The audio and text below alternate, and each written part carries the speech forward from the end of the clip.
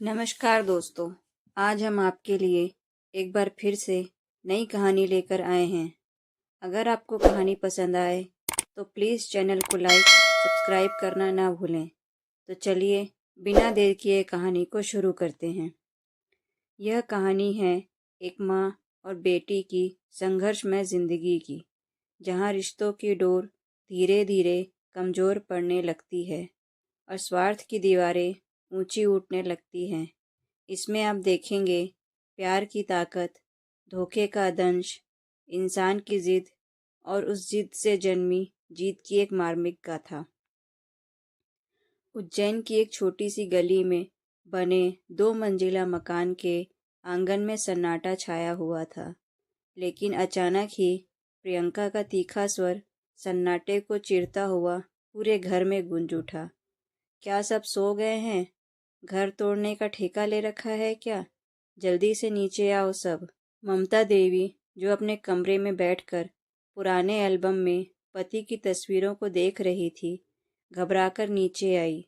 उनका दिल तेजी से धड़क रहा था। क्या हुआ बहू? इतनी देर से क्या चिल्ला रही हो? कहीं तबीयत तो नहीं खराब? ममता ने चिंतित स्वर में पूछा। प्रियंका ने एक नज़र सास पर डाली और फिर आंगन में रखे कपड़े धोने के पत्थर से लगी लोहे को मोगरी उठा ली। उसकी नज़रें सीढ़ियों से उतरती हुई सरिता पर टिकी थी, जो अपनी किताबें संभालते हुए डर के मारे नीचे उतर रही थी। आज तो तुझे याद दिलाकर ही रहूंगी कि इस घर में कौन मालिक है। प्रियंका चीखी और बिना कुछ सुने समझे मोगरी लेकर सरिता पर टूट पड़ी। आह भाभी, मत मारो, बहुत तेज लग रहा है, सरिता चिल्लाई, अपनी पीठ और कंधे बचाते हुए। ममता देवी तुरंत बीच में आ गई। उन्होंने प्रियंका के आगे हाथ जोड़ लिए। आवाज़ लड़खड़ा रही थी। बहू, मेरी बेटी को मत मारो, हड्डी बारी तोड़ दोगी। इतनी बड़ी लड़की को इस मोगरी से पीट रही हो। छोड़ दो उसे, मेरी बेटी को छोड़ दो। मैं तुम्हारे आगे हाथ जोड़ती हूँ। आंसू ममता की आंखों में उमड़ आए। मैंने अपनी बेटी पर कभी एक हाथ भी नहीं उठाया और तुम उसे लोहे के डंडे से पीट रही हो। प्रियंका ने मुस्कुराते हुए लेकिन आंखों में क्रोध लिए कहा, माँ जी, अगर आपने हाथ उठाया होता तो अच्छा होता। कम से कम इसे अकल तो आ जाती। पर लगता है आज बेटी के साथ साथ माँ को भी सबक सिखाना पड़ेगा। यह कहते हुए उसने मोगरी लेकर ममता देवी की तरफ बढ़ने का इशारा किया। सरिता ने अपना दर्द भूलकर तेजी से आगे बढ़कर प्रियंका का हाथ पकड़ लिया। भाभी, माँ को मत मारना। मुझे जितना मारना है मार लो, लेकिन माँ को हाथ भी मत लगाना। अरे, तुम्हारी इतनी हिम्मत, मेरा हाथ पकड़ लिया। अभी तुझे सबक सिखाती हूँ। प्रियंका गुस्से से तमतमा उठी और सरिता के पीठ पर 2-4 और जोरदार मोगरी के वार कर दिए।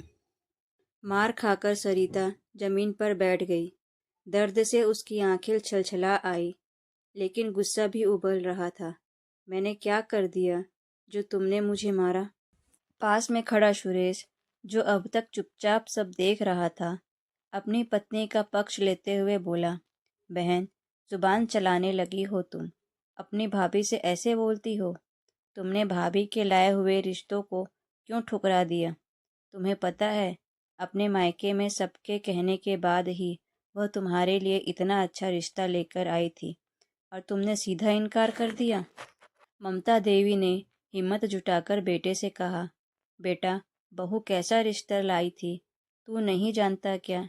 मेरी 20 साल की बेटी के लिए बहू ने 40 साल का लड़का ढूंढ लिया था, और वह भी तो बच्चों का बाप। मैं ऐसे आदमी से अपनी बेटी की शादी कभी नहीं होने दूंगी। और फिर ममता ने आवाज़ में गर्व भरते हुए कहा, क्या कमी है हमारे घर में? सरिता के पिताजी सब कुछ छोड़कर गए हैं, लेकिन घर, मकान, जमीन सब कुछ तो है। तो क्यों अपनी बेटी की शादी ऐसे घर में करूं जहां बेटी और दामाद की उम्र में 20 साल का फ़र्क हो? मैं अपने जीते जी ऐसा नहीं होने दूंगी। सुरेश ने तिरस्कार भरी हंसी हंसी। बुढ़िया, तेरे पैर कब्र में लटके हुए हैं, फिर भी फालतू की बात करती रहती है। अगर तुझे लगता है कि तेरी बेटी के लिए कोई राजकुमार शादी करने आएगा तो यह सिर्फ तू और तेरी बेटी का सपना है, वरना तुम अपनी बेटी के लिए कलेक्टर ढूंढ के लाओ। मैं तुम्हारी बेटी की शादी कर दूंगा, लेकिन शादी में एक बूटी कौड़ी भी खर्च नहीं करूंगा। बेटा, मैंने तुमसे कहा भी नहीं। ममता ने गर्व से सीना ताना। मेरे पास मेरे ससुराल के जेवर हैं, उन्हें बेचकर मैं अपनी बेटी की शादी कर दूंगी। तुमसे एक पैसा भी नहीं मांगूंगी। इस पर प्रियंका आग बबूला हो गई। माँ जी, अगर तुमने अपनी बेटी की शादी में अपने नाक की कील भी बेची तो मुझसे बुरा कोई नहीं होगा। और सुन लो, कुछ ही दिनों में इस घर से तुम दोनों माँ बेटी को न निकालो तो कहना। फिर मुझसे बुढ़ापे में यह उम्मीद मत रखना कि मैं तुम्हें अपने साथ रखूंगी। अगर बेटी के लिए जेवर बेचोगी तो बेटी के साथ दहेज भी चली जाना। धक देखकर प्रियंका अपने कमरे में चली गई। सुरेश भी माँ और बहन को एक घृणा भरी नज़र देखकर मुंह बंद बनाता हुआ कमरे में चला गया। एक दिन तुम दोनों को इस घर से निकाल दूंगा। तुम दोनों की वजह से मैं परेशान हो गया हूँ। आंगन में टूटी हुई माँ बेटी अकेली रह गई। ममता देवी ने सहारा देकर सरिता को उठाया। चलो बेटा, अपने कमरे में चलते हैं। कमरे में पहुंचकर सरिता ने दर्द से कराहते हुए कहा, माँ, हम भाई भाभी की ज्यादतियों को कब तक बर्दाश्त करते रहेंगे? कब तक हम अपने ही घर में उनके हिसाब से रहेंगे? अगर यह घर उनका है तो आपका भी तो है। उन्होंने इस घर को बनवाया भी नहीं। और माँ, सरिता ने आंखें पोंछते हुए कहा, मैं भी आपकी दवाइयों का खर्च निकाल ही लेती हूँ। छोटे मोटे सारे घरेलू खर्चे मैं ही करती हूँ। अपनी कॉलेज की फीस मैं ही भरती हूँ। भैया तो आपके लिए एक गोली भी खरीद कर नहीं लाते। फिर क्यों उनकी इतनी बातें सुनना? क्यों भाभी घर में बोलती रहती है? ममता देवी ने एक लंबी सांस ली। बेटा, अपना घर छोड़कर हम कहाँ जाएंगे? कहाँ रुकेंगे? कहाँ अपना सर छुपाएंगे? बहू बेटे के साथ रहने में ही हमारी भलाई है। सरिता चुप हो गई। करना तो बहुत कुछ चाहती थी। मन तो करता था कि आज ही घर छोड़ दे, लेकिन सवाल फिर वही था, कहाँ जाएंगे? माँ की सेहत ठीक नहीं और वह खुद अभी इतना नहीं कमा पाती थी कि किराए का कमरा लेकर दोनों का खर्चा चला सके। ममता देवी ने सरिता की पीठ पर दवाई लगाकर मालिश की। अब घर के सारे काम मैं करूँगी, तुझे करने की ज़रूरत नहीं। जब तक तेरे हाथ पैर के नील ठीक नहीं हो जाते तब तक कहीं नहीं जाएगी, सिलाई भी नहीं करेगी। माँ, कैसी बातें कर रही हो? सरिता ने आपत्ति जताई। अगर मैं सिलाई नहीं जाऊंगी तो दुकान का मालिक हमें पैसे भी नहीं देगा और मैं आपकी दवाइयाँ कैसे ला कर दूंगी? आपकी सेहत के साथ मैं कोई रिस्क नहीं लेना चाहती। लगभग 1 घंटे बाद ही पेन किलर गोली खाकर सरिता सिलाई सेंटर जाने के लिए तैयार हो गई। ममता देवी बहुत मना करती रही, लेकिन सरिता नहीं मानी। माँ, मैंने पेन किलर खा ली है, थोड़ी देर में असर हो जाएगा। मैं अपना काम आराम से कर लूँगी, आप चिंता मत करो। इतना कहकर सरिता निकल गई। सरिता के जाने के कुछ ही देर बाद प्रियंका तमतमाई हुई ममता के कमरे में आ धमकी। कहाँ गई तुम्हारी बेटी? आज भी काम पर चली गई? सही है, तुम्हारी बेटी भी बहुत मजबूत हो गई है ना? बहू, वो दर्द की दवा खाकर गई है। उसकी पीठ में बहुत दर्द हो रहा है। ममता देवी ने विनती भरे स्वर में कहा, मेरी बेटी को मत मारा करो। मैं तुम्हारे आगे हाथ जोड़ती हूँ। मैं और सरिता मिलकर घर के सारे काम कर लेते हैं, फिर तुम क्यों मारती हो? चुप कर बुढ़िया, प्रियंका चीखी। अगर तूने ज़्यादा मुंह चलाया तो तुझे भी 2 मोगरी लगाऊंगी, अकल ठिकाने आ जाएगी। इतना कहकर उसने चारपाई पर बैठी ममता को जोर से धक्का दे दिया। बुढ़ापे का नाजुक शरीर था। ममता देवी धक्के से संभल नहीं पाई और जमीन पर गिर गई। हाथ पैरों और कूल्हे पर बुढ़ापे का नाजुक शरीर था। ममता देवी धक्के से संभल नहीं पाई और जमीन पर गिर गई। हाथ पैरों और पीठ में तेज चोट आई। प्रियंका उन्हें वहीं छोड़कर चली गई। पूरा दिन ममता अपने कमरे में लेटी कराहती रही। प्रियंका ने एक गिलास पानी तक के लिए नहीं पूछा और सुरेश तो कमरे में देखने तक नहीं आया। शाम को जब सरिता वापस लौटी और माँ को चारपाई के पास जमीन पर पड़ी देखा तो उसका दिल धड़क रहा था। उसने जल्दी से माँ को उठाया। जगह जगह चोट के निशान थे, बल्कि कलाई में मोच आ गई लगती है। पूरा दिन दर्द से कराहती रहती है, लेकिन बहू बेटे को जरा सा भी फर्क नहीं पड़ता था। सरिता तुरंत माँ को अस्पताल ले गई। जितने भी बचत के पैसे थे सारे माँ के इलाज में खर्च हो गए। कुछ दिनों में ममता ठीक हो गई, लेकिन सरिता पर दोहरा बोझ आ गया। सिलाई का काम, घर के छिपे छिपे काम और सबसे ऊपर उसकी वकालत की पढ़ाई। उसके पिता की आखिरी इच्छा थी कि बेटी बड़ी होकर एक वकील बने। यह इच्छा पूरी करने से पहले ही वे दुनिया छोड़कर चले गए थे। इसी इच्छा को पूरा करने के लिए सरिता ने ठान लिया था कि वह वकालत करके रहेगी और एक दिन बड़ी वकील बनेगी। लेकिन हालात और परिस्थितियाँ उसके विरोध में थी। कॉलेज में पेपर चल रहे थे। बड़ी मुश्किल से भाई भाभी पढ़ने देते थे। जब भी वह पढ़ने बैठती कोई ना कोई काम बता देते, जबकि वह पढ़ाई से पहले घर के सारे काम कर देती थी ताकि कोई उसे डिस्टर्ब न करे। लेकिन इतने पर भी भाई भाभी को चैन नहीं था। उन्हें तो पढ़ती हुई ननंद फूटी आंख नहीं सुहाती थी।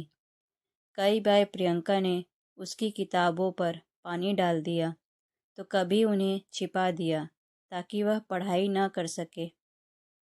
एक हफ्ते बाद सरिता को कॉलेज में फ़ीस भरनी थी। कुछ पैसे तो उसने अपनी सिलाई से बचा कर रखे थे। कॉलेज की पूरी फीस सरिता खुद ही भरती थी, क्योंकि जब उसने भाई भाभी से पढ़ाई के लिए और फीस के लिए कहा था तो उन दोनों ने साफ इनकार कर दिया था। हम तुम्हें पढ़ाई नहीं करा पाएंगे और फीस के लिए एक फूटी कौड़ी भी नहीं देंगे। अगर तुम अपना कुछ करके फीस भरना चाहती हो तो भर सकती हो, हम तुम्हें 1 रुपया भी नहीं देंगे। जब सरिता को समझ आ गया कि भाई भाभी पैसे नहीं देंगे तो उसने और मेहनत से सिलाई का काम शुरू किया। एक सिलाई सेंटर से उसे ठीक ठाक पैसे मिलने लगे थे, जिससे वह माँ की दवाइयाँ चलाती और अपनी फ़ीस के लिए पैसे बचाती। लेकिन पिछले महीने माँ की चोट में कुछ पैसे खर्च हो गए थे और फ़ीस भरने में अब उसे कुछ पैसे कम पड़ रहे थे। एक दिन उसने हिम्मत करके भाई से कुछ पैसे मांगे। भैया, मेरे कॉलेज की फ़ीस में 1,000 रुपये कम पड़ रहे हैं। वैसे तो मैंने सारी फ़ीस जोड़कर रखी थी, लेकिन माँ के इलाज में खर्च हो गए। अब आप मुझे 1,000 रुपये दे दो। जैसे ही मेरे पास आएंगे वापस कर दूंगी।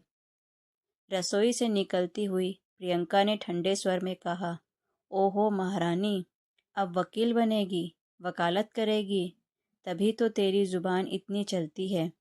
ज़ुबान चलाने से कोई वकील नहीं बन जाता। सुरेश भी पत्नी का साथ देते हुए बोला, सरिता, मैं तुम्हें अभी पैसे नहीं दे पाऊंगा और ड्रामा करने की ज़रूरत नहीं है।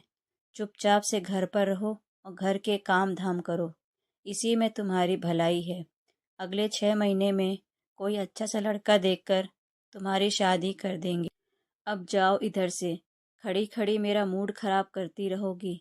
सरिता की बहुत मिन्नतों के बाद भी भाई भाभी पैसे नहीं देते।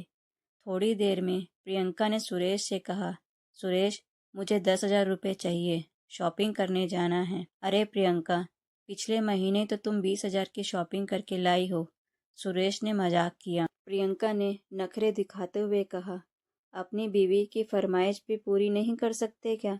मेरे पिता ने एक डॉक्टर लड़के से मेरी शादी की थी और तुम शहर के सबसे बड़े अस्पताल में क्लर्क हो, तो क्या अपनी बीवी को खुश भी नहीं कर सकते? सुरेश जेब से नकद निकालते हुए बोला, अरे मैं तो मजाक कर रहा हूँ, 10 की जगह 20 ले लो, पर ऐसे नाराज मत हुआ करो। जब तुम नाराज होती हो तो मुझे बिल्कुल अच्छा नहीं लगता। भाई भाभी की यह बातें सुनकर आंगन में खड़ी सरिता की आंखों से आंसू बहने लगे। उसने कहा, भैया भाभी के लिए आपके पास पैसे हैं, लेकिन मेरी पढ़ाई के लिए नहीं। कोई बात नहीं भैया, एक दिन ऐसा आएगा जब मेरे पास तुमसे भी ज़्यादा पैसे होंगे और मैं अपने और माँ के सपने खुद पूरे करूँगी। सरिता की बातें सुनकर प्रियंका हंस पड़ी। हाँ हाँ हाँ, पैसों का पेड़ लगा है ना तेरे पास, जो मुझसे ज़्यादा पैसे होंगे तेरे पास। सपने देख रही हो, देखते रहो, पर तुम्हारे सपने कभी पूरे नहीं होंगे। भाभी, सरिता ने दृढ़ता से कहा, सपने पूरे उसी के होते हैं जो सपने देखता है, और मेरे सपने जरूर पूरे होंगे। इतना कहकर वह अपने कमरे में चली गई।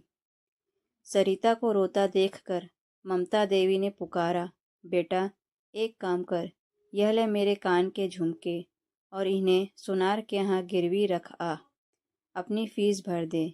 जब तेरे पास पैसे हो जाएंगे तब तो इन्हें उठा लेना। नहीं माँ, सरिता ने इनकार किया, मैं आपके जेवर गिरवी नहीं रख सकती, यह आपके हैं। तो क्या हुआ बेटा, ममता ने प्यार से कहा, मैं बेचने के लिए थोड़ी कह रही हूँ, सिर्फ गिरवी रखने की बात कर रही हूँ। जल्दी ही तो तू उसे वापस ले आएगी। दुर्भाग्य से गिरवी रखने की यह बात प्रियंका ने सुन ली। वह चिल्लाती हुई अपने पति को बुलाने लगी। देख रहे हो, तुम्हारी माँ अपने जेवर गिरवी रखने की बात कर रही है। आज गिरवी रख रही है, कल को हम सबको बिना बताए बेच भी देगी। अब इनके पास जेवर रखना सेफ नहीं है। हमें इस बुढ़िया के पास से जेवर ले लेने चाहिए। अपने पास इतना जेवर रखकर क्या करोगी? हमें दो, हम जेवर को संभाल कर रखेंगे। अब हमें तुम लोगों पर भरोसा नहीं है। चिल्लाती हुई सरिता ने कहा, किस बात का भरोसा भैया? वह जेवर माँ का ही है। भरोसा तो आप और भाभी पर नहीं है। और माँ अपना जेवर तुम लोगों को क्यों दोगी? वह अपना जेवर रख सकती है। माँ अभी इतनी बूढ़ी नहीं है कि अपनी चीज़ें संभाल कर न रख सके। सरिता, तुम तो चुप ही रहो। सुरेश गुर्राया, तुम्हारा इस घर में बोलने का कोई अधिकार नहीं है। तुम लड़की हो और पराया घर जाना है, तो पराए घर के लोगों को इस घर में बोलने की इजाज़त नहीं है। भैया, मेरी अभी शादी नहीं हुई है। अभी मैं इस घर की हूँ। पराई तो तब होंगी जब इस घर से शादी करके चली जाऊंगी। सरिता के जवाब से सुरेश और प्रियंका दोनों को गुस्सा आ गया। सुरेश माँ की अलमारी की तरफ जेवर की पोटली उठाने के लिए जाने लगा तो सरिता और ममता ने उसे रोकने की कोशिश की। बेटा बहू माँ के साथ धक्का मुक्की करने लगे। प्रियंका ने सास को इतना जोर से धक्का दिया कि बेचारी का सिर दीवार से जाकर टकरा गया। माँ को इस हालत में देखकर सरिता भाभी के हाथ से जेवर की पोटली छीनने के लिए आगे बढ़ी। भाभी, अब माँ के जेवर नहीं ले सकती। सरिता के विरोध को देखकर प्रियंका आग बबूला हो गई। आज देखती हूँ ना तेरी ताकत। उसने पास में रखा डंडा उठा लिया, लेकिन आज सरिता चुप नहीं रही। उसने भाभी का हाथ पकड़ लिया। भाभी, अब नहीं, अब मैं इस घर में मार नहीं खाऊंगी। यह घर अगर भैया का है तो मेरी माँ का भी है और मेरा भी है। जब तक मेरी शादी नहीं हुई है तब तक यह घर मेरा भी है, और तुम लोगों से ज़्यादा इस घर पर मेरी माँ का हक है। आज ममता देवी ने हिम्मत दिखाते हुए कहा, बहू, बहुत हो गया। बहुत सह लिया हम माँ बेटी ने। अब तुम्हारी एक नहीं सुन सहेंगे। निकल जाओ मेरे घर से। यह घर मेरे पति ने बनवाया था और मेरे पति के नाम है, जो इस पर मेरा हक है। मैं तुम्हें नहीं रख सकती। बेटा बहू हंस पड़े। कौन सा घर, कैसा घर? यह घर तो मेरा है प्रियंका। बेटा बहू हंस पड़े। कौन सा घर, कैसा घर? यह घर तो मेरा है प्रियंका, जरा अलमारी से घर के कागजात निकाल कर लाना। इस दोनों माँ बेटी को दिखाते हैं, वरना इन्हें भरोसा ही नहीं रहेगा। प्रियंका जल्दी से घर के कागजात लेकर आई और सरिता को दिखाया। सचमुच घर के कागजात पर मालिक का नाम सुरेश और प्रियंका लिखा था। घर के कागजात पर बहू का नाम देखकर ममता देवी के होश उड़ गए। सरिता को भी समझ में नहीं आ रहा था कि यह सब कैसे हुआ। यह घर तो मेरे पापा के नाम पर था। सरिता ने हैरानी से कहा, फिर भाभी के नाम कैसे हो गया? जब कुछ समझ में नहीं आया तो ममता ने पूछा, यह सब कैसे हुआ? तुमने यह घर बहू के नाम पर कब कराया? प्रियंका मुस्कुराते हुए बोली, जब बूढ़े ससुर जी अस्पताल में अपनी आखिरी सांसें गिन रहे थे, उसी समय हम दोनों ने अस्पताल के बिल के कागजों के नाम पर उनसे इस घर के कागजातों पर दस्तखत करवा लिए थे और तभी से यह घर मेरा है। चलो अच्छा है, मरते समय बूढ़े की आंख कमज़ोर हो गई थी, जिससे उन्होंने कागज़ों पर ध्यान ही नहीं दिया कि यह कागज़ अस्पताल के बिल नहीं बल्कि घर के कागजात हैं, और उन्होंने जाते जाते यह घर मेरे नाम कर दिया। भाभी की बात सुनकर सरिता धन से ज़मीन पर बैठ गई। उसे तो अभी तक यही लगता था कि इस घर पर उसकी माँ का हक है, लेकिन यह क्या हो गया? ममता ने आंखों में आंसू भरकर कहा, बेटा, तू इतना नीचे कैसे गिर गया? मुझे तो इसका अंदाज़ा ही नहीं था। तूने अपने ही पिता के साथ धोखा किया और अपनी माँ के साथ भी धोखा किया। क्या कमी रखी थी मैंने तुम्हारे लिए? पाल पोषण से लेकर खिलाने पिलाने, पढ़ने लिखने तक सब कुछ तो तुम्हारे लिए किया था, और बाद में यह सब तुम्हारे लिए ही था। तो फिर अभी से धोखा करके मेरे पति से यह सब क्यों छीन लिया?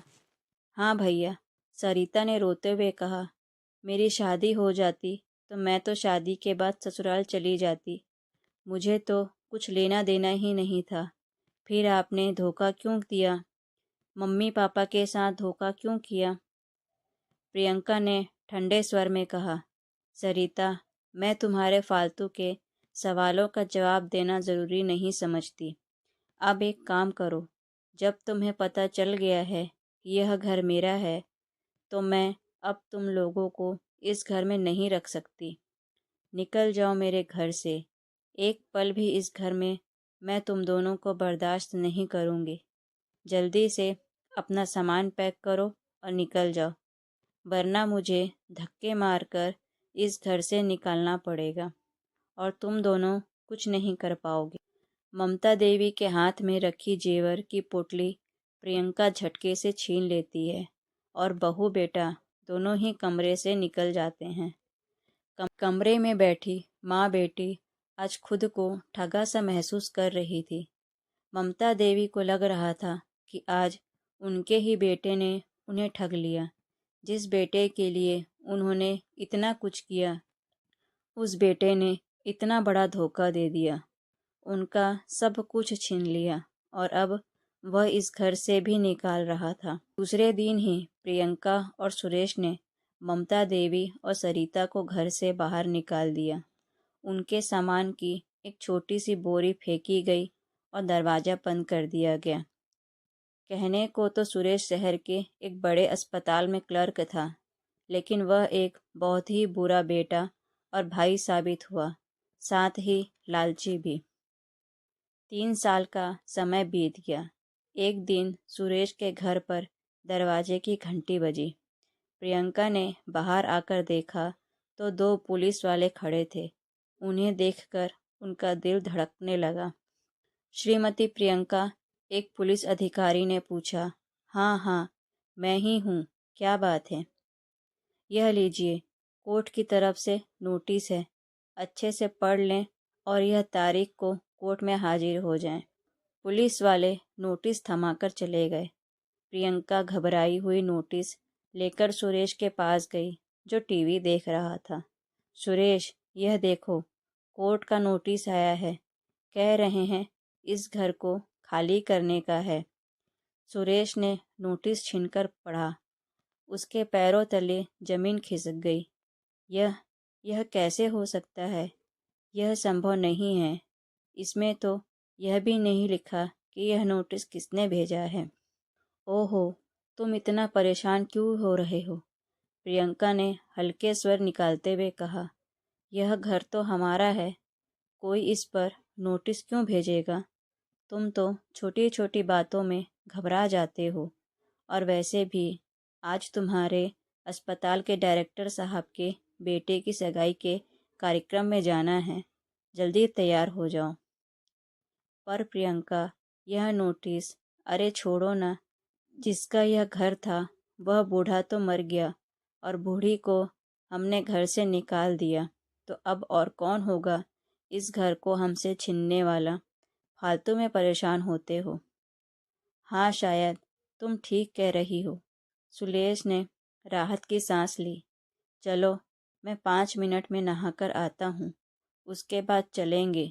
तुम भी अपनी सबसे महंगी साड़ी पहनना, क्योंकि हमारे ऑफिस के डायरेक्टर सर की बेटे की सगाई है।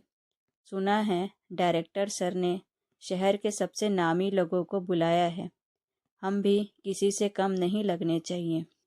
दोनों तैयार होकर शहर के सबसे बड़े होटल की ओर निकल पड़े। होटल के बाहर महंगी गाड़ियां खड़ी थी और बड़े बड़े लोगों का आना जाना शुरू हो गया था। सुरेश और प्रियंका अंदर जाकर आगे की कुर्सी पर बैठ गए। स्टेज पर डायरेक्टर सर का लड़का पहले से ही बैठा हुआ था। थोड़ी देर में संगीत बजा और होने वाली दुल्हन आई। उसने बेहद सुंदर नीले रंग का लहंगा पहना हुआ था। गले में हीरे का सेट सजा था और चेहरे पर एक आत्मविश्वास भरी मुस्कान थी। लेकिन जैसे ही होने वाली दुल्हन के चेहरे पर सुरेश और प्रियंका की नज़र पड़ी, दोनों के चेहरे पीले पड़ गए। ऐसा लगा जैसे उनकी सांसें थम गई हों। प्रियंका ने सुरेश को चीटी काटते हुए कहा, क्या क्या तुम्हें भी वही दिख रहा है जो मुझे दिख रहा है? कहीं यह मेरे आँखों का धोखा तो नहीं? मैं भी तो वही सोच रहा हूँ, सुरेश ने घबराई आवाज़ में कहा। क्या यह सरिता है? अगर सरिता है तो यहाँ कैसे, और इतने बड़े डायरेक्टर के बेटे के साथ? इसकी सगाई कैसे हो सकती है? डायरेक्टर सर ने इसे पसंद कैसे कर लिया? दोनों के चेहरे के रंग उड़े हुए थे। मन में तमाम सवाल उमड़ रहे थे, लेकिन वहाँ उन सवालों के जवाब कौन देता? वे चुपचाप अपनी कुर्सी पर बैठे रहे, यह सब कुछ देखते हुए। कार्यक्रम शुरू हुआ। डायरेक्टर सर यानी डॉक्टर वर्मा माइक पर आए। आज मेरे लिए बहुत खुशी का दिन है। मेरे बेटे आदित्य की सगाई आज सरिता से हो रही है। सरिता न सिर्फ एक होनहार युवा वकील है, बल्कि उनकी ईमानदारी, लगन और संघर्ष की कहानी ने मेरे परिवार को प्रभावित किया है। सुरेश और प्रियंका एक दूसरे की तरफ देख रहे थे। युवा वकील सरिता, फिर डॉक्टर वर्मा ने कहा, मैं चाहूँगा कि आज सरिता की माँ ममता देवी भी हमारे साथ इस मंच पर आए। तालियों की गड़गड़ाहट के बीच ममता देवी मंच पर आई। वह पहले जैसी टूटी हुई नहीं लग रही थी। एक सुंदर साड़ी पहने, सिर उठाए, गर्व से खड़ी थी। प्रियंका का गला सूख गया। यह कैसे? यह बुढ़िया तो 3 साल पहले लगभग मरने वाली थी। कार्यक्रम समाप्ति के बाद जब सभी लोग बधाई देने के लिए आगे बढ़े, तो सुरेश और प्रियंका पीछे हटने लगे।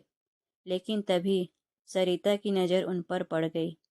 एक क्षण के लिए उसकी आंखों में कोई भाव नहीं था। फिर वह हल्के से मुस्कुराई और अपने मंगेतर आदित्य से कुछ कहा। आदित्य ने हाँ में सिर हिलाया और दोनों सुरेश प्रियंका की तरफ बढ़े। भैया भाभी, सरिता ने शांत स्वर में कहा, आप भी आए हैं, अच्छा हुआ। सरिता, सुरेश ने हकलाते हुए कहा, तुम यहाँ और यह सब? हाँ भैया, यह सब मेरी मेहनत और भगवान की कृपा। सरिता का स्वर दृढ़ था। आदित्य, ये मेरे भैया और भाभी हैं। आदित्य ने विनम्रता से हाथ मिलाया, लेकिन उसकी आंखों में एक तीखापन था। हाँ, मैंने सुना है आपके बारे में। खैर, आज तो बहुत व्यस्त हैं हम, लेकिन कल सुबह 11 बजे हमारी लॉ फर्म में मिलेंगे। एक ज़रूरी चीज़ पर चर्चा करनी है। उसने एक कार्ड सुरेश की तरफ बढ़ाया, जिस पर Sharma and Verma law associate लिखा था और पता दिया हुआ था। प्रियंका बोल पड़ी, लेकिन हम क्यों आएंगे? आपका आना जरूरी होगा भाभी, सरिता ने मुस्कुराते हुए कहा। लेकिन उसकी आंखों में चुनौती थी। वरना कोर्ट के नोटिस का जवाब देना होगा, और आप जानते हैं कोर्ट में गैर हाजिरी की अपनी सजा होती है। यह कहकर सरिता और आदित्य वहां से चले गए। दूसरे मेहमानों से बात करने लगे। सुरेश और प्रियंका वहां से निकले। उनका सारा घमंड चूर चूर हो चुका था। जब सुरेश और प्रियंका ने उन्हें घर से निकाला था, तो उस रात ममता देवी और सरिता शहर के एक पार्क में बैठी थी, निराशा और हताश से घिरी हुई। लेकिन सरिता ने हार नहीं मानी। माँ, हम यही नहीं रुकेंगे। मेरे पास अपनी सिलाई का कुछ सामान है और थोड़े पैसे हैं। पहले हम एक ढाबे में रात गुजारेंगे। कल सुबह मैं काम ढूंढूंगी। उसने एक छोटे से ढाबे में माँ के लिए खाना और एक कमरा किराए पर लिया। अगले दिन से ही उसने अपनी सिलाई का काम और तेज कर दिया। दिन में वह 2 अलग-अलग सिलाई सेंटरों पर काम करती, रात को अपनी पढ़ाई करती। ममता देवी ने भी हिम्मत नहीं हारी। उन्होंने एक छोटी सी दुकान पर बर्तन साफ करने का काम शुरू कर दिया, ताकि किराए में कुछ मदद कर सके। सरिता ने अपनी वकालत की पढ़ाई जारी रखी। वह सार्वजनिक पुस्तकालय जाती, वहाँ बैठकर पढ़ती। कभी कभी भूखे पेट रहना पड़ता, कभी एक ही यूनिफॉर्म को धो धोकर पहनना पड़ता, लेकिन उसकी जिद ने उसे कभी हारने नहीं दिया। एक दिन लाइब्रेरी में पढ़ते हुए उसकी मुलाकात आदित्य से हुई, जो खुद एक लॉ स्टूडेंट था। आदित्य ने देखा कि वह लड़की हमेशा गंभीरता से पढ़ती है, लेकिन उसके कपड़े और थके हुए चेहरे से संघर्ष झलकता है। धीरे धीरे दोनों में बातचीत हुई। आदित्य ने जब सरिता की कहानी सुनी तो वह चौंक गया। उसने न सिर्फ उसकी पढ़ाई में मदद की, बल्कि अपने पिता डॉक्टर वर्मा से मिलवाया, जो एक नामी वकील भी थे। डॉक्टर वर्मा ने सरिता की लगन देखकर उसे अपनी लॉ फर्म में पार्ट टाइम काम दिया। सरिता ने अपनी मेहनत और ईमानदारी से सबका दिल जीत लिया। उसने अपनी पढ़ाई पूरी की, वकालत की डिग्री हासिल की और डॉक्टर वर्मा की फर्म में एक अच्छी वकील बन गई। आदित्य और सरिता एक दूसरे के करीब आते गए और आखिरकार सगाई तक नौबत आ गई। इस दौरान सरिता ने अपने पिता के घर के कागजात की जांच शुरू कर दी। उसे पता चला कि उसके भाई ने नकली कागजात बनवाकर घर अपने नाम करा लिया। उसने एक केस तैयार किया और कोर्ट में अपनी माँ की हक के लिए लड़ाई शुरू कर दी। वही नोटिस सुरेश के पास पहुंचा। अगले दिन सुरेश और प्रियंका डरे सहमे Sharma and Verma law associate के दफ्तर पहुंचे। शानदार कार्यालय देखकर उनकी हिम्मत और टूट रही थी। रिसेप्शन पर उनका नाम बताते ही उन्हें एक कॉन्फ्रेंस रूम में ले जाया गया। कमरे में सरिता बैठी थी, अब एक पेशेवर वकील के रूप में।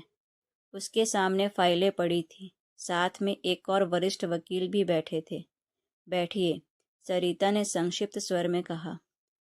सरिता, यह सब क्या है? हम तुम्हारे भाई भाभी हैं। तुम हमें कोर्ट वोट का नोटिस भेज रही हो? सुरेश ने गुस्से में कहने की कोशिश की, लेकिन आवाज़ कांप रही थी। यह व्यक्तिगत नहीं, पेशेवर मामला है श्रीमान, सरिता ने बिना भाव के कहा। मेरी मुवक्किल श्रीमती ममता देवी ने आपके खिलाफ धोखाधड़ी, जालसाजी और अवैध कब्जे का मुकदमा दायर किया है। यहाँ सब सबूत है। अपने आपने मेरे पिता की मृत्युशैया पर उनसे धोखे से घर के कागजात हस्तांतरित करवा लिए। यह एक गंभीर अपराध है। प्रियंका चिल्लाई, तू हमें डरा रही है? हम नहीं डरते, घर हमारा है। अच्छा। सरिता ने एक फाइल खोली। यह रहा अस्पताल का बिल जिस पर आपने दस्तखत करवाए थे, और यह रहा प्रॉपर्टी डीड। दोनों के हस्ताक्षर एक जैसे हैं, लेकिन कागज अलग। फॉरेंसिक रिपोर्ट यह साबित करेगी कि एक ही समय पर एक ही बीमार व्यक्ति से दो अलग दस्तावेज साइन करवाए गए, जो असंभव है। यह जालसाजी है। सुरेश का चेहरा सफ़ेद हो गया। सरिता आगे बोली, आपके पास दो रास्ते हैं। पहला, कोर्ट जाओ, जहां आप पर धारा 420 धोखाधड़ी, 467 जालसाजी और 468 जालसाजी रचकर जालसाजी के तहत मुकदमा चलेगा। सजा होगी, और फिर भी घर आपको वापस देना पड़ेगा, साथ में मुआवजा देना पड़ेगा। और दूसरा रास्ता? सुरेश ने घूरते हुए पूछा। दूसरा रास्ता सीधा है। 1 हफ्ते के अंदर घर खाली करके मेरी मुवक्किल ममता देवी को सौंप दो। साथ ही पिछले 3 साल का किराया, जो लगभग 2 लाख रुपए बैठता है, वह भरो। और मेरी माँ के जो जेवर आपने छीने थे, वह वापस लौटाओ। अगर ऐसा कर दिया तो हम आप पर आपराधिक मामला वापस ले लेंगे। सिर्फ नागरिक मामला रहेगा, जिससे घर वापस मिल जाएगा। 2 लाख? यह तो लूट है, प्रियंका चिल्लाई। नहीं भाभी, यह लूट नहीं, न्याय है।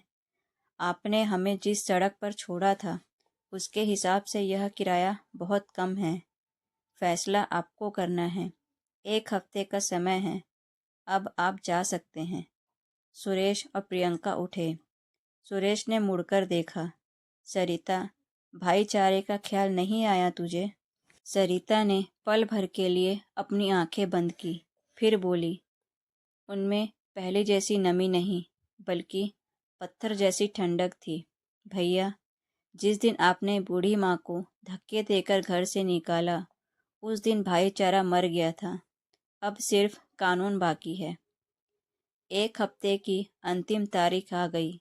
सुरेश और प्रियंका ने बहुत सोच विचार किया, वकीलों से सलाह ली, लेकिन हर जगह से एक ही जवाब मिला कि केस बहुत कमज़ोर है और सज़ा तय है। आखिरकार उन्हें झुकना पड़ा। उस शाम सुरेश और प्रियंका उसी घर के सामने खड़े थे जिस पर कभी उनका दावा था। अब उनके सामान बाहर पैक थे। एक टैक्सी इंतजार कर रही थी। ममता देवी और सरिता वहाँ खड़ी थी। एक वकील और एक कोर्ट अधिकारी भी मौजूद थे। प्रियंका ने रोते हुए जेवरों की पोटली और एक चेक ममता देवी की तरफ बढ़ाया। सुरेश ने सरिता की आंखें प्रियंका ने रोते हुए जेवरों की पोटली और एक चेक ममता देवी की तरफ बढ़ाया। सुरेश ने सरिता से आंखें नहीं मिला पा रहा था। सब कुछ यहाँ है, सुरेश ने धीमे स्वर में कहा। घर खाली है। कोर्ट अधिकारी ने सब कुछ चेक किया है। एक रसीद थी और कहा, ठीक है, अब इस प्रॉपर्टी पर श्रीमती ममता देवी का कानूनी कब्जा हो गया है। आप लोग जा सकते हैं। टैक्सी चली गई। सुरेश और प्रियंका की नज़रें पीछे छूटे घर की टिक्की पर रह गई, जो उनकी लालच और धोखे की कीमत चुका रहे थे। दरवाज़ा बंद हुआ। ममता देवी घर के अंदर खड़ी थी। वही आंगन, वही दीवारें, वही चारपाई। आंखों में आंसू थे, लेकिन अब दुख नहीं, विजय के थे। माँ सरिता ने उनका हाथ थामा। हम घर वापस आ गए। हाँ बेटा, तेरी मेहनत और हिम्मत से। ममता ने सरिता को गले लगा लिया।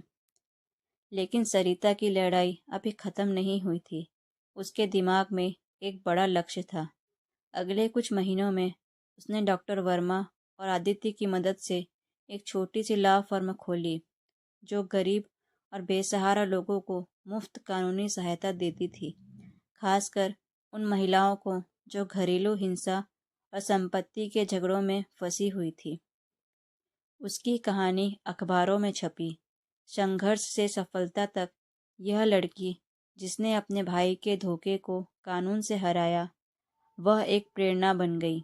एक दिन उसकी फर्म में एक बूढ़ा आदमी आया जिसकी ज़मीन उसके अपने बेटे ने हड़प ली थी। सरिता ने उसका केस लिया और जीत दिलाई। केस जीतने के बाद वह बूढ़ा आदमी उसके पैर छूने लगा। सरिता ने तुरंत उसे उठा लिया।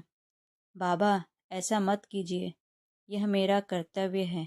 बेटा, तुम देवी हो, तुम्हारी जैसी बेटी हो तो बाप का स्वर्ग यही हो जाता है। उस दिन शाम को जब सरिता घर लौटी तो ममता देवी ने उसे गले लगाते हुए कहा, तेरे पिताजी आज तुझ पर नाज कर रहे होंगे बेटा, उनका सपना तूने पूरा कर दिया। नहीं माँ, सरिता ने मुस्कुराते हुए कहा, उनका सपना तो मैंने तब पूरा कर दिया जब मैंने वकील बनने का ऐलान किया था। आज तो मैं अपना सपना पूरा कर रही हूँ कि कोई और माँ बेटी वह दर्द न झेले जो हमने झेला। सरिता और आदित्य की शादी हुई। यह एक साधारण लेकिन खुशनुमा समारोह था।